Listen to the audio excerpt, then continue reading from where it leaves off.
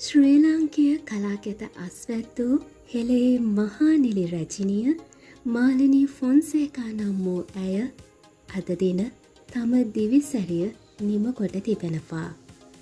ඉතින් මාලිනී ෆොන්සේකාට ආදරය කරන සියලුම රසික හදවත් වෙනුවෙන් ඔබතුමියට නිවන් සුව ප්‍රාර්ථනා කරනවා.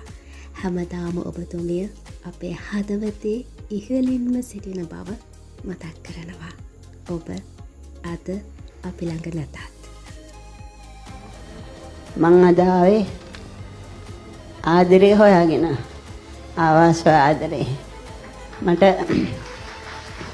මේ වගේ ආදරයක් මට තේරෙන්නේ නැහැ කොහොමද කියන්න කියලා.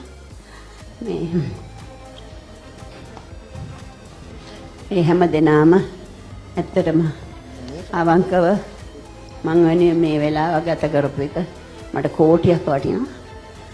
අනේ ගොඩාක් ස්තුතියි.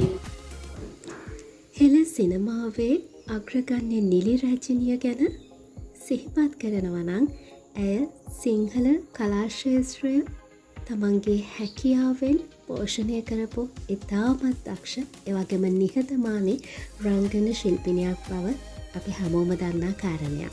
ඉතින් පසුගිය දවසක ඇගේ උපන්දිනය ඉතාමත් ඉහළින් ලාංකීය කලා ක්ෂේත්‍රයේ කලාතුරු එකතු වෙලා බොහොම සතුටින් උද්යෝගයෙන් සමරුවා. මම හිතනවා ඇගේ ජීවිතය ඇයලට ඉතාමත් සුවිශේෂී අවස්ථාවක් ඒක. ඉතින් ඒ දසුන් දැක්කහම මම හිතනවා ඇයට ආදරය කරන හැමෝගෙම නෙතකට කඳුලක් උනන්නට ඇති කියලා.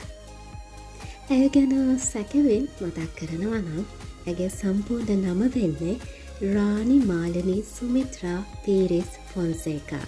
ඇගේ උපන්දිනය 1947 මැයි මාස 30 වෙනිදාට යෙදුණා. උපන් ස්ථානය වෙන්නේ රත්නපුරේ.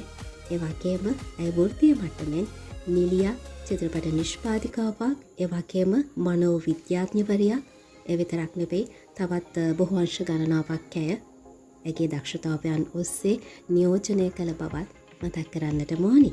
ඒ විතරක් නෙවෙයි අය සම්මාන විශාල වශයෙන් දිනාගත්තා.